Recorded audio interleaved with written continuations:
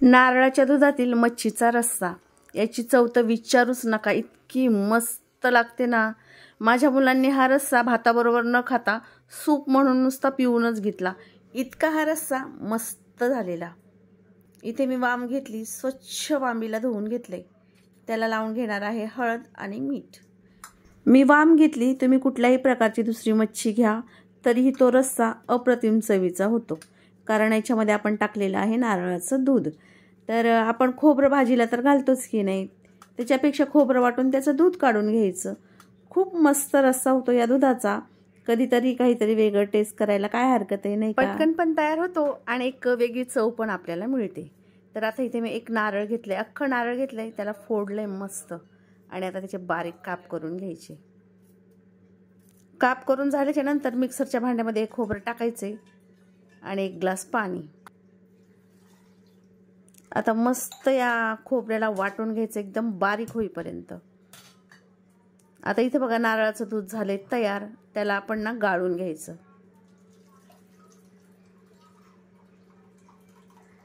हा जो चोथा आहे तो चम्मचच्या मदतीने थोडंसं दाबून घ्यायचा आणि याच्यामध्ये राहिलेलं जे दूध आहे ते काढून घ्यायचं आणि जो उरलेला चोथा असतो ना तो पुन्हा एकदा मिक्सरच्या भांड्यामध्ये टाकायचा आणि पुन्हा 30 स्टेप करून आपल्याला याचं दूध काढून घ्यायचंय।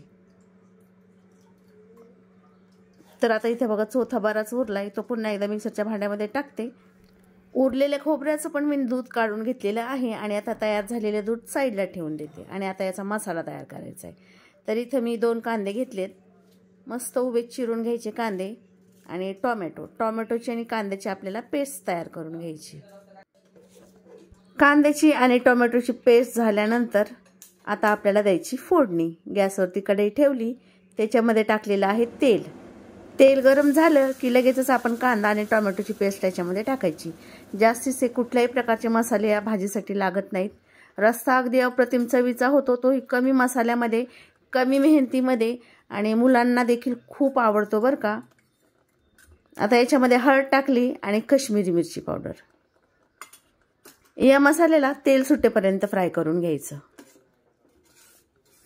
जोपर्यंत याला तेल सुटत नाही ना तोपर्यंत याचा कच्चापणा जाणार नाही। तर थोडंसं झाकण ठेवायचं, एक 5-6 मिनिटं, आणि 5-6 मिनिटाच्या नंतर झाकण काढून घ्यायचं। मसाल्याला छान असं तेल सुटलेलं आहे बघा। पुन्हा एकदा मिक्स करून घ्यायचंय आणि आता याच्यामध्ये नारळाचं दूध टाकून द्यायचं। मसाल्यामध्ये आपण काश्मीरी मिरची पावडर वापरल्यामुळे कलर बघा किती छान आलाय। तिखटाची मिरची आणि काश्मीरी मिरची हे दोन्ही पावडर आपल्याला याच्यामध्ये टाकायचे। तिखटपणाची मिरची टाकली तर तिखट होती भाजी आणि काश्मीरी मिरची पावडरने कलर येतो छान। तर खूप मस्त कलर आलाय आणि क्रीमीनेसपणा पण या भाजीला ना खूप मस्त येतो बरं का। आणि चव तर विचारूच नका, जेव्हा तुम्ही कराल ना ही भाजी तेव्हाच तुम्हाला या भाजीची खरी चव कळेल, म्हणजे या रश्श्याची। आता इथं चिंच मी भिजू घातलेली आणि त्या चिंचाचं पाणी आता याच्यामध्ये मी टाकून दिले। तसंच लगेचच आपल्याला हळद मीठ लावून घेतलेली जी वाव होती ती टाकून द्यायची। तुम्ही वांबच नाही तर कुठल्याही प्रकारची मच्छी घेऊ शकता ह्या रस्सा बनवण्यासाठी, खूप मस्त लागतो।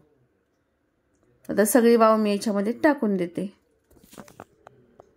तसंच कढीपत्त्यामुळे ना भाजीला खूप मस्त फ्लेवर येतो।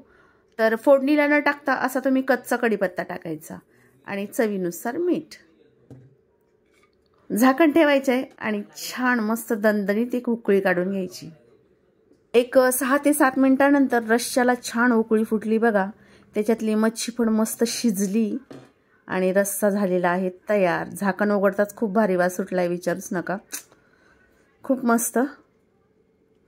या रश्श्याला तुम्ही भाताबरोबर खाऊ शकता, चपाती बरोबर, किंवा नुसतं पिलं ना तरी पण एकच नंबर लागते। माझ्या मुलांनी तर रस्सा सांगते वाटी पिऊन घेतला, खूप भारी झालेला।